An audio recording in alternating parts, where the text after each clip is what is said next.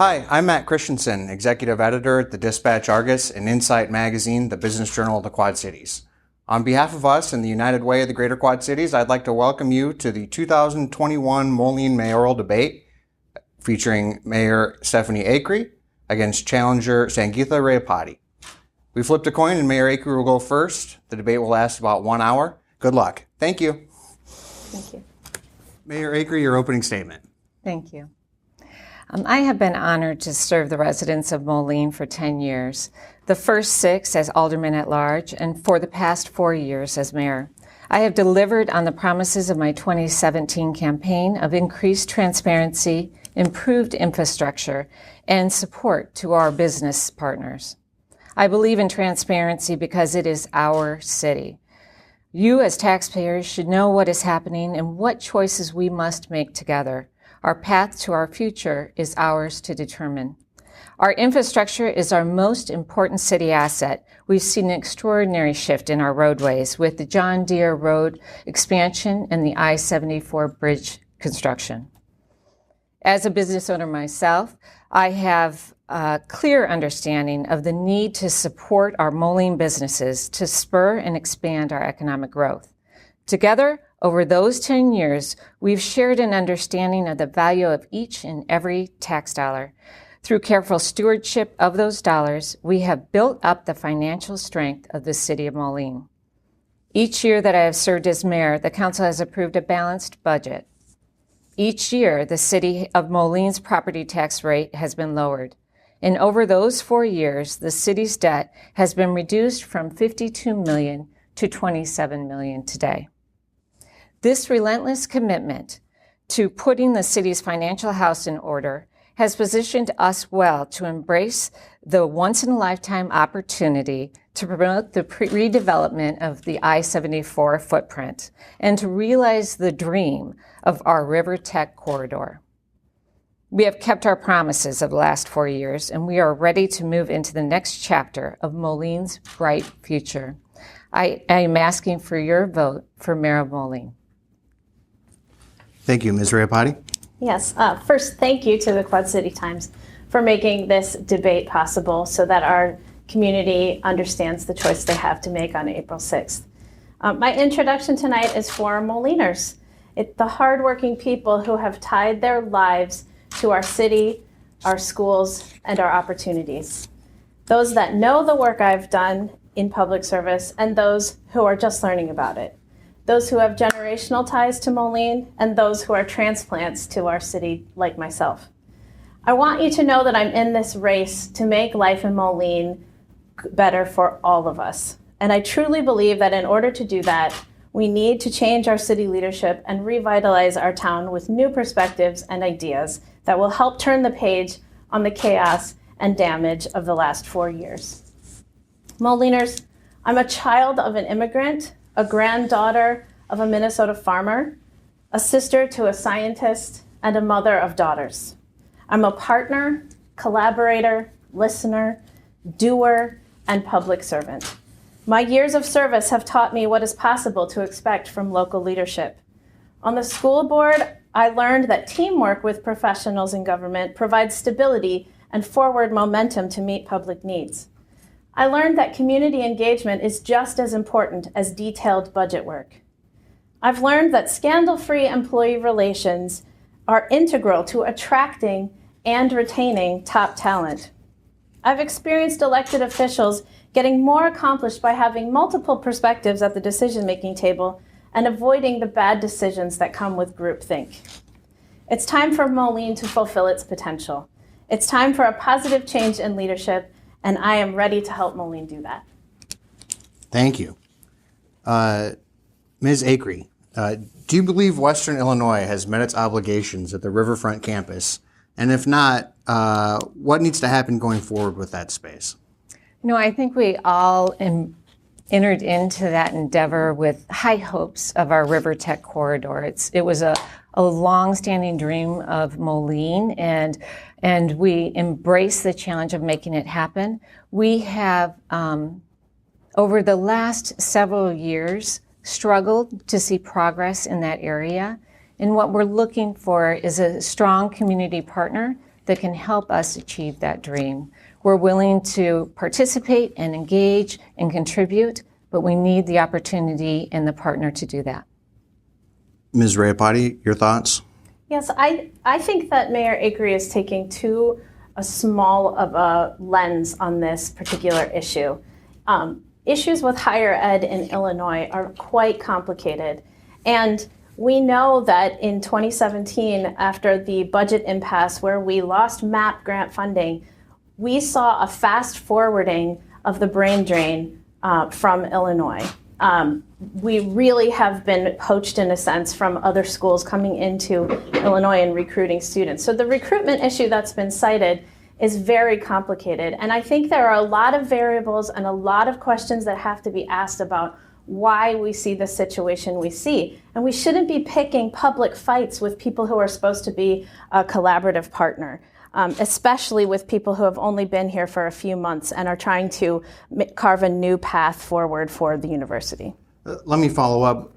What can the city be doing to be a better partner? I would like to know if they are actually consulting with people in higher education who can explain the admission situation across the state. Again, all colleges, especially state institutions, have seen a decrease in state support for decades in terms of dollars. And so it becomes a very difficult task to maintain not only one campus, but two. And so we need to know as a community that leaders are asking the right questions. Ms. Acree, I'll follow up with you and ask the same question. Could the city be doing something different to be a better partner with WIU? You know, when the community's vibrancy and future is at stake, I don't believe that we can rely on excuses. We have to look at what are the challenges and how do we resolve those challenges. It's not something to walk away from because it's hard. It's something that we as a community need to have a conversation about, understand what our priorities are, understand what our contributions can be, and make this work for our community. It is critical for our families to prosper by having a good educational opportunity for their children and to have the opportunity to retain those college graduates here in our community for the success of our businesses. Can I please clarify one thing about that? Quickly. Yes. In the opening of the 2021 budget, Mayor Acree talks about it being essential to have an educational institution thriving. I agree. However, I think that needs to be a bonus part of our economic development. Our city needs to be strong regardless of whether we have that partner or not. So it's not necessarily an issue of excuses. It's really an issue of where are our priorities for the city first, and then what are the bonuses we bring to the community. Ms. Acree, response? When there's something that is as important as higher education on the table, it's not a secondary thing. It's a primary thing. It's the kind of thing that our community can be built on. We have an amazing educational partner in Black Hawk College. I mean, they've done an extraordinary job of partnering with the high school, with the community, with the city. I'm looking for the same in our university partnership. And I am open to what that resolution looks like, but I am looking for something better for my taxpayers. Ms. Rayapati, can you talk about what your vision for the space around the I-74 bridge would be when the project is done there? As a lot of folks probably know, there's a lot of land that's going to open up once some of those on and exit ramps are removed. What's your vision for that space? Great question. I come to this job without every single answer. However, I come with open ears and an open mind to the suggestions from professionals, to the suggestions from our community, and to the suggestions from the members of the City Council. I am happy that we're working with Land Development Institute to understand the possibilities, but I really want to know more for the community's sake. And I think that we have to make sure that that space jives with the kind of branding of a healthy lifestyle and all of our sports and leisure activities and tourism and all of those possibilities we have because of our riverfront, that needs to be seamless, a seamless part of whatever happens to that space. Ms. Acree, your vision for the 74 space. It is such an exciting time for our community. This is a once-in-a-generation opportunity for redevelopment on the edge of our downtown. So we have been planning as a community. We have been working hard to position ourselves for this opportunity with careful financial stewardship so that we can approach this with the financial stability of being able to support the development that we need to do. We have invited the Urban Land Institute to come to our community to help guide us in our vision. I view myself as an implementer of my community's vision. And so, I expect it to be a mixed use with all sorts of fantastic features of retail and housing. But I think one of the key components of it is the River Tech corridor and looking for a business private institutional partnership to bring to our community the type of technical opportunities that we deserve. Ms. Acree, Moliners have been waiting and hearing for years about passenger rail service, and we're yet to step on a train. Can you talk a little bit about where that process is at and what the mayor's role is in bringing the rail service to Moline? I view the mayor's role the same in this situation as in many others. I'm an advocate for the community. It would be a very good thing for our community to have that passenger rail in place. Some of our responsibilities are, though, to prepare our community for that. So we have built a rail station. We have developed the parking for the rail station.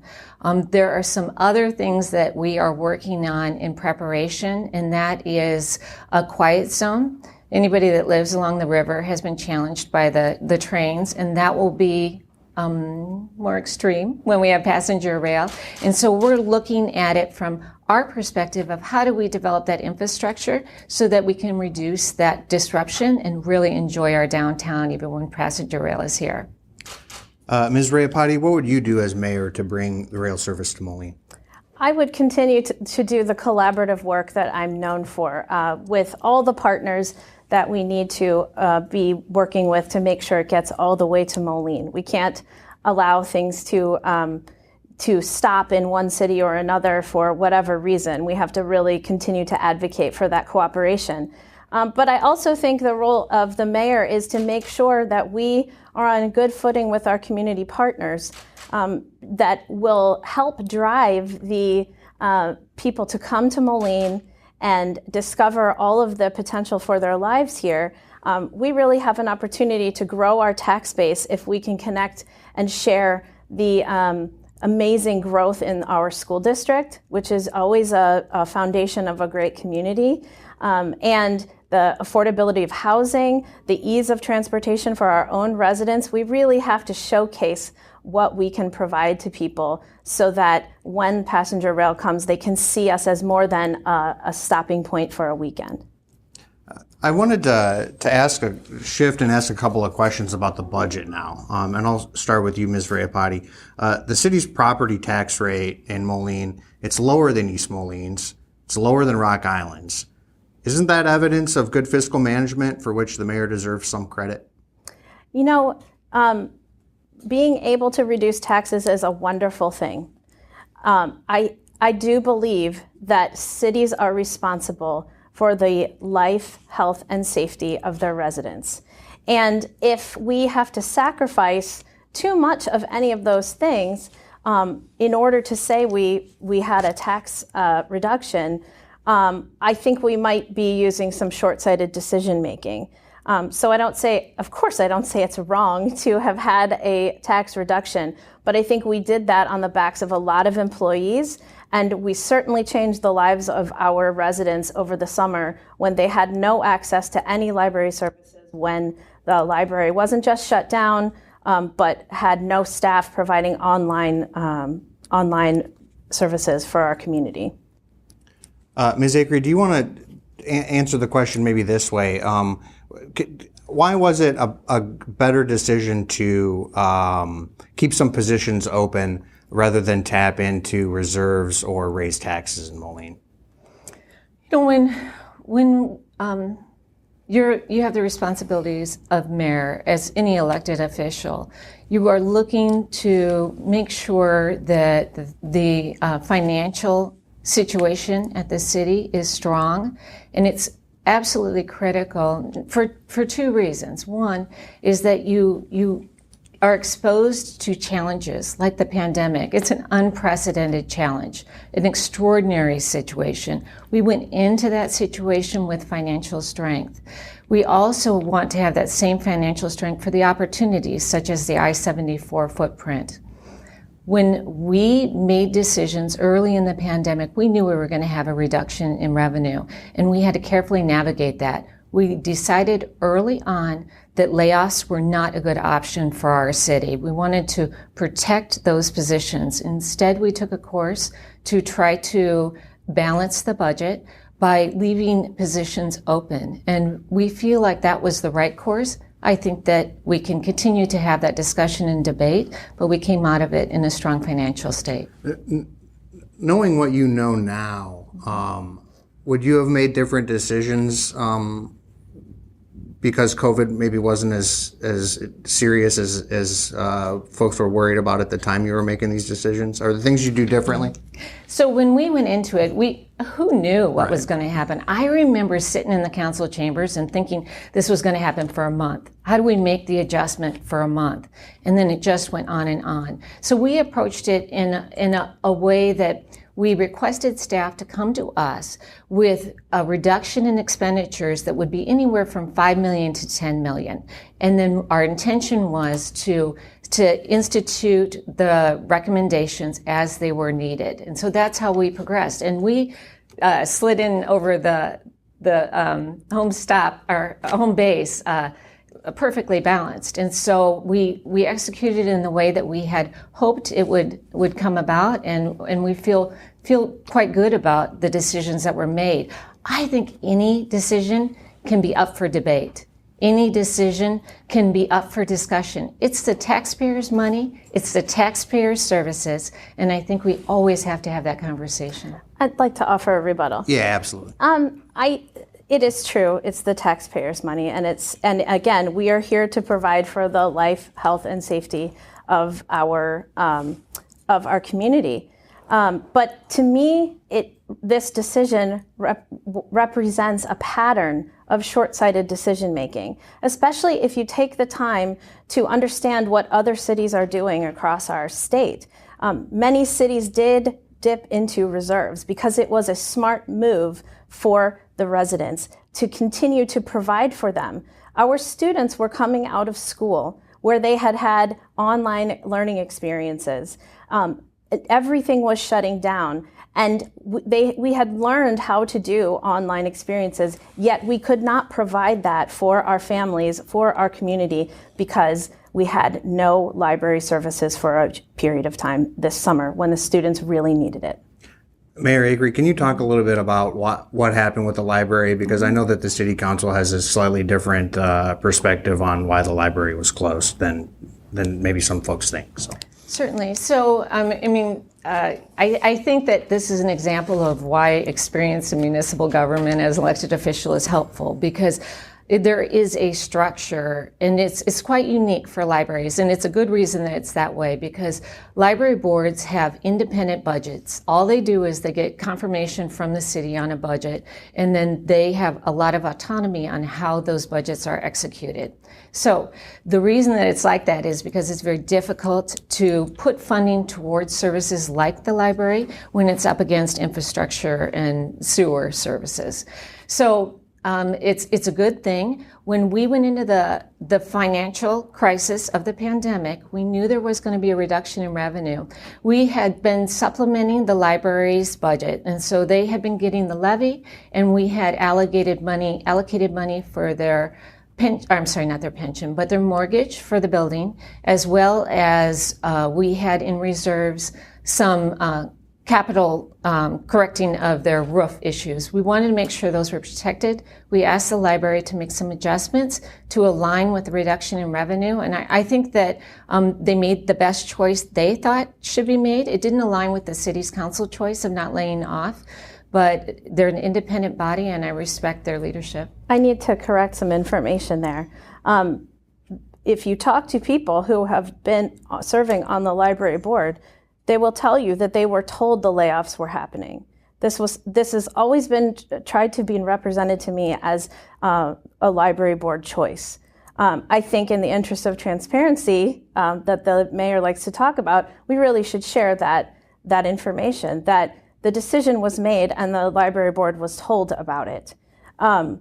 So you can also go back to the videotapes of those council meetings in April and hear a council member say, all roads come back through the city, right? So this idea that the library board is really independent and making these decisions not in alignment is a little misleading.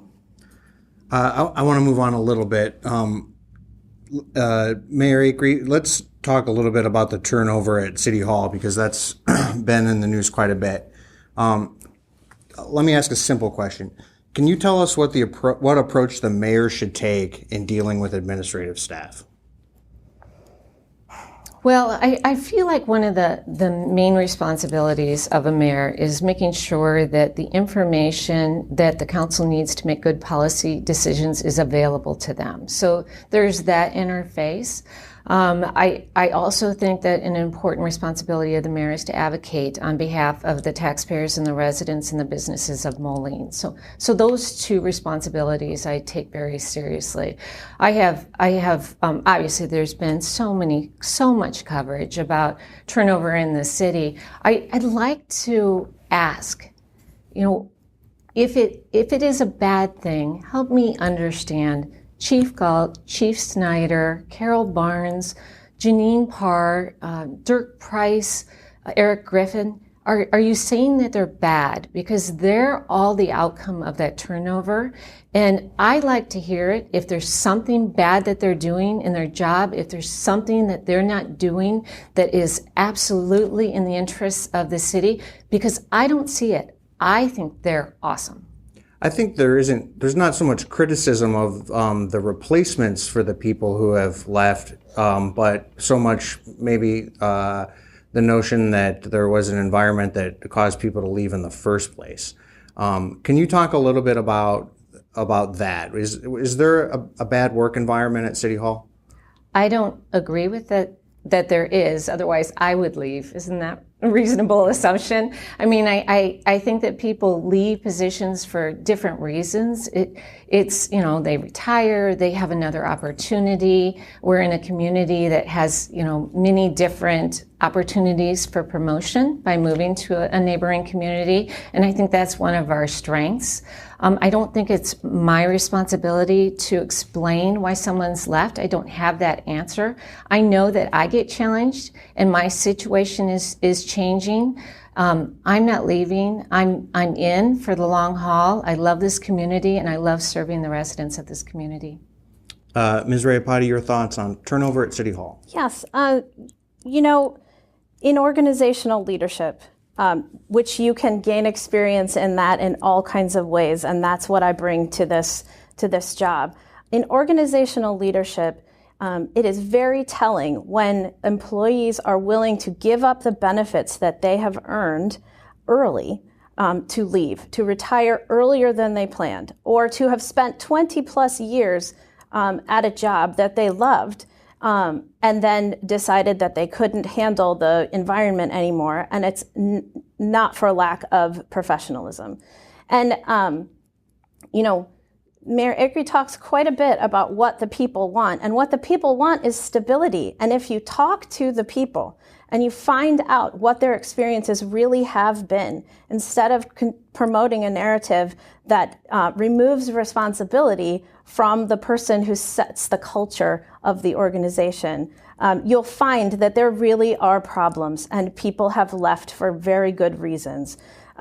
So I think that it's really a mayor's job to provide vision, to be a collaborator, to make sure that council members are fulfilling their roles, and as well as our staff is fulfilling their roles, and that if we all understand what our roles are, we can really get some forward momentum on the projects that we need to focus on. So let me ask you a follow-up then. How does that approach look in practice, and how is that different than what's happening now? Well, what it looks like in practice is maybe talking to the community in a variety of ways about the educational institution that they would like to see. What would they like to see out of an educational institution that's a partner here? Rather than being told, this is what the situation is, we need this, and this is the direction I and others are going to head. I'm not saying that there isn't a combination of professional opinion, elected leader opinion based on data, and the community input. But so far, in the style of leadership you've described, I don't believe there's been enough community input and enough information gathering from all of the corners of our town. Would you agree with that? Well, I think, if we're talking about the Western Illinois University, I think this is our opportunity to have a conversation about that. Is it good enough for our community? Is what's happening good enough? Are we where we want to be? Do we want to work towards something different, something that we had hoped for in the past? I don't want to give up that dream. I think that's the right course for us, and I want to pursue it. And I as mayor am responsible for advocating for the community in that way. I appreciate the conversation about a handful of executive staff, very highly paid executive staff. I understand that is of interest, but my focus is on the 40,000 plus residents that live in Moline, that are desiring high quality service at a reasonable cost with respect to every tax dollar they earn. Mayor Ickery, what do you say to folks around town who might say, though, that it's unreasonable for the city to have had so many city administrators, for example? Can you talk about why that role has been especially hard to fill for the city? That it is a hard role. It's not just for Moline. It's a very challenging position. It's hard to find the right person for that position. And I think that when you talk about what kind of things do you wish you'd done differently, there have been situations associated with the city administrator position that I feel like I didn't ask the right questions. I didn't know what questions to ask that perhaps could have guided us in a different direction. But I can tell you that we will have a high quality city administrator, and we're not going to give up until we achieve that goal. We are in the process of recruiting a city administrator. We purposely brought in someone that had some expertise in economic development because we needed to resolve some outstanding issues with some of our development agreements and the TIFs. We expected that to take about a year, and we're coming up on that deadline. But we have 40 applicants for our opening, and we're looking forward to interviewing the top candidates. Ms. Rayapati, did the city make missteps in its pursuit of city managers recently? Absolutely. The constant turnover of staff and the public fights that are picked by elected leaders degrades the trust that the community has in its leaders, in what's happening in City Hall. And everybody who's anybody who wants a job in Moline is going to do their research about this town. And I think it's short-sighted to think that we will really get the cream of the crop with all of this baggage we have in our current events around employment with our city. I wish whoever is chosen the best. I will work with whoever is chosen. I've done that many times. I have built many teams over my professional life, and I have actually served on many different levels of recruitment for jobs in my institution and have learned how to ask the right questions. I'll stay with you for this, Ms. Rayapati. Can you? It's a sort of a philosophical question. Can you talk about when you believe it's appropriate to hire private contractors to do work that is traditionally done by city employees? You know, I think that it might be appropriate in emergency situations. However, careful planning, again, not short-sighted budgetary decisions, can help you make those decisions so you don't end up in that position of having to have emergency help. It is not a secret that outsourcing traditional city services decreases oversight of quality and increases cost. And we can see in documented information about our leaf disposal this fall that we increased labor costs by over $100,000. That's labor costs alone. So I think we really have to save those for emergency situations. There's the potential for the need for that when we need specialty services. However, we are a big enough community that there are a lot of people who can provide the services we need, and we can keep those dollars here. Ms. Akery, can you talk about your philosophy behind when to hire private contractors and when work is inherently city business? Mm-hmm. Well, I think this is another really good example of how inexperience in the municipal arena causes you to not understand the full concept of it. So we routinely use partners to repair our sewer system.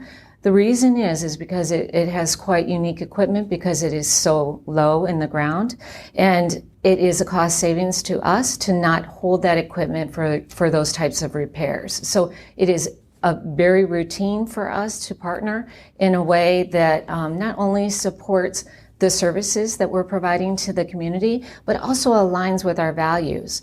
We partner with high-quality contractors that provide benefits and excellent wages to their employees, and those employees live in our community.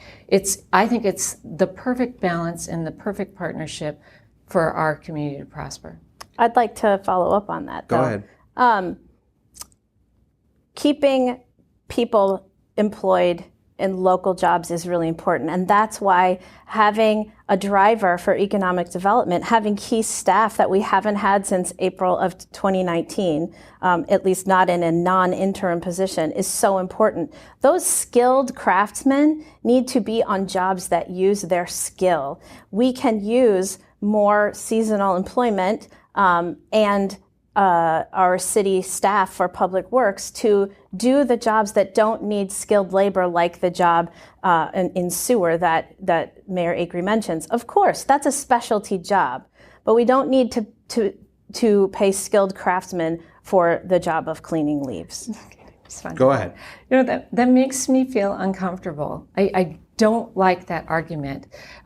What are our values here? Are our values good paying jobs for our community members? Are they for the jobs that we use our precious taxpayer dollars to support? Should those people have benefits? Are we dismissing their value in our community because they don't have some special skill? I mean, the seasonals, I would choose union contractors over seasonals every day because that's using tax dollars in alignment with our values.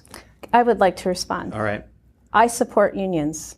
I would choose union contractors. However, we also have union workers who do this work of the city, these traditional jobs. And seasonal employment this particular summer would have been an amazing benefit to our community members, many of whom had been laid off from their jobs because of the COVID pandemic. We could not provide that option because the forethought for that hadn't occurred. So I won't be labeled as a non-union supporter. I won't be labeled as someone who doesn't support local business. What I'm saying is we need to think very carefully about the kinds of jobs that are needed to be filled and the skills that go with them, and really, really invest in economic development so our craftsmen can get to those jobs. Mayor Acree, let me ask you this. Ms. Rayapati has criticized the cost of the outside law firm in particular, saying that it's gone well beyond what the city was paying for when it had in-house legal counsel. Is that true, and has this been a good move for the city to outsource legal? The allegations are not true. That move actually saved us $75,000, and so I don't even know how to address that. It has been such a smart move for us as a community to bring in that expertise. We're not learning everything from the ground up. When you use professional services like that have the depth of expertise that can benefit our taxpayers, that's a good thing. All sorts of really good things have come out of that. For instance, the responsible bidder ordinance was something that we should have implemented years ago, and we just didn't have the professional legal staff in place to support that legislation. Bringing them in, I'll defend it all day long, has been a really good thing for our city. I need to respond, of course. I was going to ask you why you probably don't agree with that. Yeah, because I have the numbers that show that the cost for Ansel Glink for 2 lawyers for a year and a half of their work is $176,000 more than for the last 2 years of our in-house legal staff. In-house legal staff that had almost 2 decades of experience on one hand. And so I find it interesting that we say we could not have passed an RBO before an outside firm taught us what to do there. An RBO is a basic tenet of any philosophy that supports union labor. So that should have been known many years before this fall when Mayor Acree knew she had an opponent. That passed after that. So I am not wrong. I have the numbers in front of me, and I suppose you can twist numbers any way you want, but there's no disputing that it's cost more. There is dispute of that because your numbers are wrong, and I don't know how to show someone that doesn't want to see. You know, when you don't want to meet with someone and learn from a different perspective or learn something that you don't know. We have been challenged in the past by not having the breadth of legal understanding of municipal law. One of the challenges that I fought through, and it was quite frustrating, was just implementing a simple massage ordinance to protect our residents, our people, from being exploited through sexual exploitation. And that was so hard because it never been done. They didn't understand how to do it. And finally, I ended up just benchmarking another community and implementing it. But things like that happen often, and we are free of that. And I think it's been a really good move for the city. I think we got to remember that this is taxpayer money that's being spent outside of our community. These outsourcing this work to people who do not live in this community doesn't keep those dollars here, period. Okay, we got to move on. I want to ask Ms. Rayapati that the city suspended the interim city manager for a week after allegations of inappropriate sexual comments. Was that an appropriate punishment? I don't have all the details of that situation in front of me, of course. That's sensitive personnel information. And I know because of my experience that only some of that gets shared with the public. I think it's really unfortunate that we had that situation happen in our community. I am afraid that we were in such a cycle of chaos with hiring of city administrators that we couldn't even consider letting that person go for that kind of egregious talk about women and what have you. So I think that it's a very complicated situation. And I, of course, because it's a personnel issue, I don't have all the information, but I think we have to have very high standards for personal conduct. Mayor Acree, do you want to respond to that question? I think this is a perfect example of the difference between me and my opponent. I have embraced transparency. She, in her opening comments, demonstrated disdain for any type of, let me see, what was the wording? Scandal. To avoid a scandal. I don't agree with that. And you all know as reporters that that investigation was released. It was redacted to protect innocent people, but it was released because the community has a right to know what's going on. They're the taxpayers, and they have the right to know how we responded to it. And I am open and I welcome a discussion on that. I understand that there would be a debate about if it's the right response or not the right response, and that's something for our community to talk about. But when you are adverse to having people know your business, it causes problems. My opponent is experiencing that situation right now. There is a principal that had made a complaint against one of the teachers for inappropriate sexual behavior.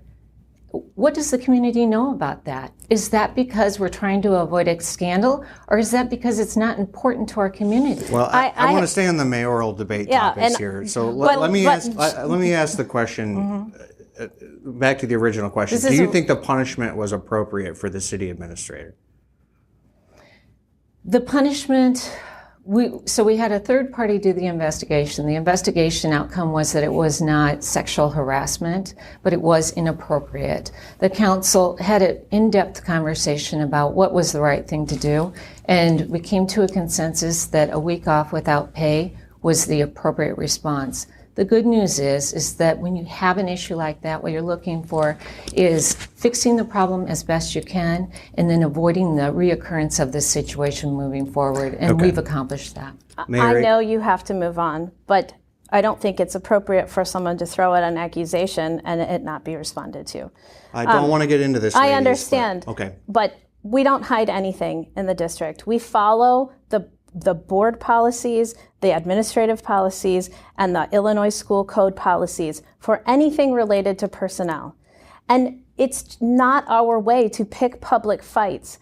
It has nothing to do with transparency. We follow the rules. And the public doesn't always know what is being followed because it is confidential. It has nothing to do with a lack of transparency. Okay, Ms. Acree, in October, the United Way, the Quad Cities Chamber, the Community Foundation, and Visit Quad Cities hosted the first ever equity summit that drew over 400 Quad citizens into a conversation about racial and economic disparities, limiting opportunities for residents, and holding us back in the global competition for people, jobs, visitors, and investment. Among the concerns expressed by the participants that day were a lack of quality, affordable housing, seeming disinvestment in older neighborhoods, and high rates of poverty. As mayor, what more can the city do to incentivize private investment in older neighborhoods? So this is a really important topic to the city of Moline. There are a couple of things that we have done to try to support our low and moderate income neighborhoods. I am actually a member of the Moline Community Development Corporation, so it's top of mind for me. So the community knows about MetroNet, right? The opportunity to have high-speed competitive internet service. When they brought their final proposal to the council chambers, they had in there carved out our low-income neighborhoods, almost 25% of the city of Moline. They were not committing to provide service to those neighborhoods. That's the kind of thing that changes real estate values and changes families' futures permanently.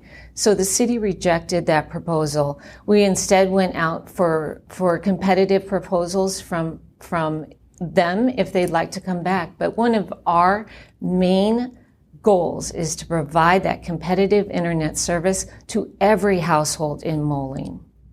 Ms. Rayapati, I'll save you the long preamble and get right to the question. As mayor, what could you do to incentivize private investment in older neighborhoods? I think that this is one of those opportunities where if we really focus on small business development, increasing capital to urban manufacturers, people, making sure there's equitable access. A lot of our small business owners, it's a side hustle, right? And we have generated light industry in lots of communities of color. And that needs to be brought to the fore with the right helping hand. So a small business office, somehow, some person that they can go to, not just an app, that can help walk them through the next steps of their development would be wonderful. So I, as mayor, would need to work with the council and our administrative staff to see if we can make that happen. Again, I understand being careful about our budgetary decisions now. But those are the ways I think investing in small business development is really going to help level a playing field for communities of color. Can you tell us how might the city do a better job helping people of color? Well, first we could reinstitute or follow the ordinance passed in 2002 for a Human Rights Commission. The last that commission is or 2015.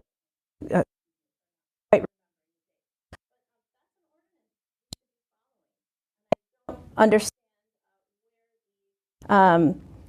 the emphasis on that has happened. If it's not a well-written, probably rewrite it. But it is definitely a place for people to share their experiences, share their ideas. I think we need to have many more people of color on some of the commissions and boards just to represent the community that really lives here now, this almost 20 years since that Human Rights Commission ordinance was passed. Ms. Acree, what do you think the city can be doing better to help people of color?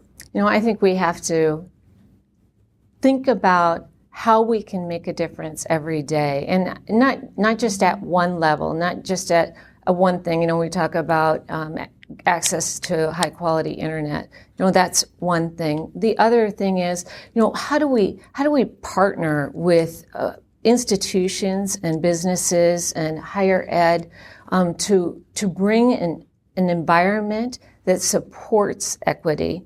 I think it's absolutely critical, again, to have a strong, vibrant university. When you have that in your community, all sorts of good things come from it.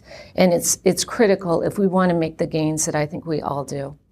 Mayor Acree, can you talk a little bit about what sort of financial obligations you think the city should be committed to when it comes to regional planning or economic development, especially with organizations like Bi-State, the Chamber, and Visit Quad Cities? Well, we've had wonderful partnerships with all of those organizations. One of the huge advantages that we have is that we're in a community that has neighboring communities right next door. So not only is Moline a community of 40-some thousand, it's a community of 400,000. And so it's just been such a strength for us as an economic development tool to have those partners. And I think that people don't understand how much time the communities spend together, how much time. I'm a member of the board of Visit Quad Cities. I'm a member of the Chamber's Regional Opportunities Council. Bi-State, every week I probably have 3 Bi-State meetings. It's just so important for us to collaborate in those areas.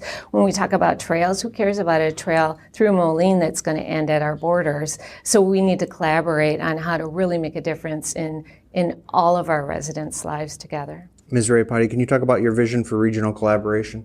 Yes, I again have mentioned that collaboration is kind of my middle name. That's what I do for a living. That's how I lead it as a leader. And I think that we need to make sure that Moline is making decisions that doesn't put the taxpayer at risk or at any higher risk than we already are. We can't go it alone in a lot of different venues. And one of those is really branding the Quad Cities and bringing all those tourism dollars here.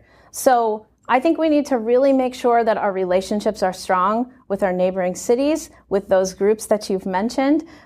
We need to make sure we are not limiting our options because we're trying to go it alone, and we're forgetting that our municipal funds are so impacted by how well our sistering cities are doing. Same question to you again here. Off and on over the last couple of decades, leaders in the Quad Cities have established or have talked about establishing some kind of a bi-state funding mechanism that would be able to tackle big kind of transformational projects. And most recently, there was talk of creating a metropolitan authority that,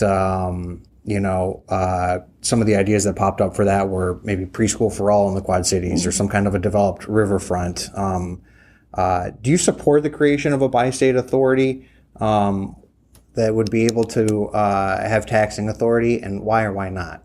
Well, the interesting thing about the bi-state authority is that it has so much more to do with cooperation between foundations, public-private partnerships, really. There are foundations ready to go ahead and commit dollars to very specific projects, and those parts are wonderful parts of that metropolitan authority. It's not just about taxes.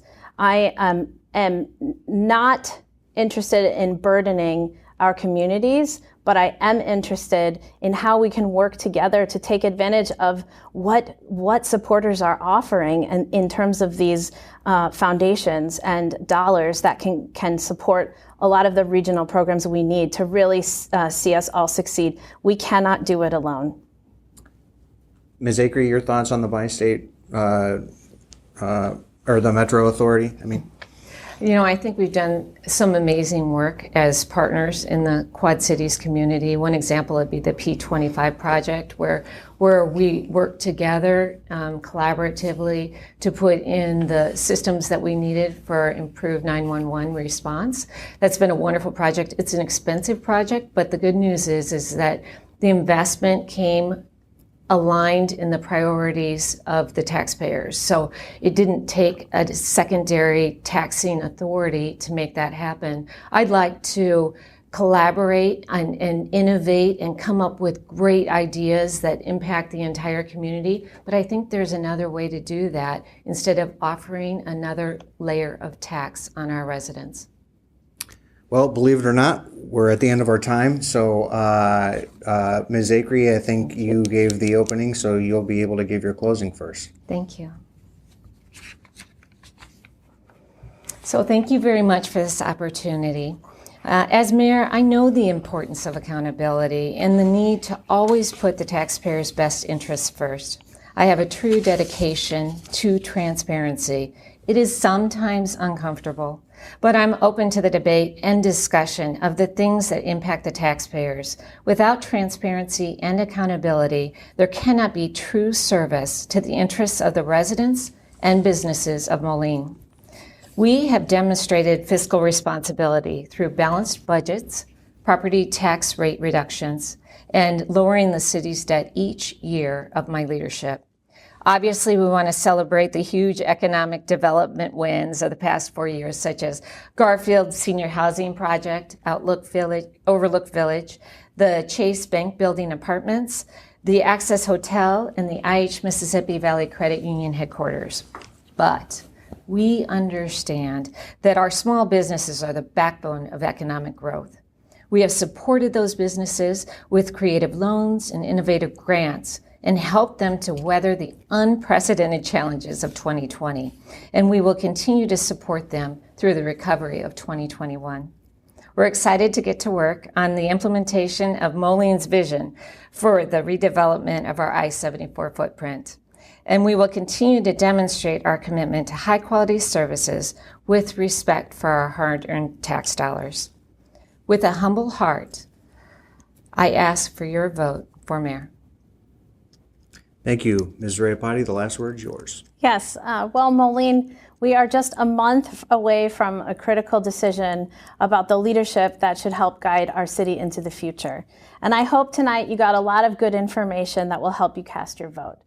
Because our city is depending on you. We must change how we've been doing business in order to preserve our past and ensure our future. We must invest in rebuilding what is broken. And what is broken is the trust the community has in its city leaders. I believe trust is built on two-way, genuine communication.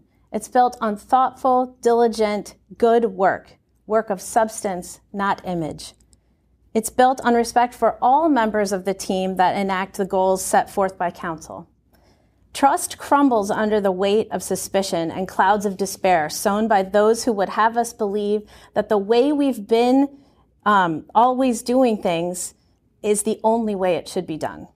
Our collective future is limited if we accept the belief that only certain parts of our community have valuable voices to lend to the discussions about our future.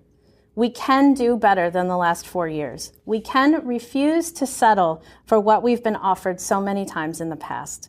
New ideas and perspectives can combine with current experience to provide Moline residents the services they expect. Please use your voice as your vote. Please vote Sangeetha for mayor. I'd like to thank you both for your time. Wish you good luck in the rest of your campaigns. And to our audience, don't forget to vote. Please do your civic duty.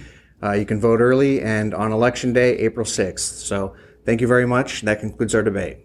Thank you. Thank you.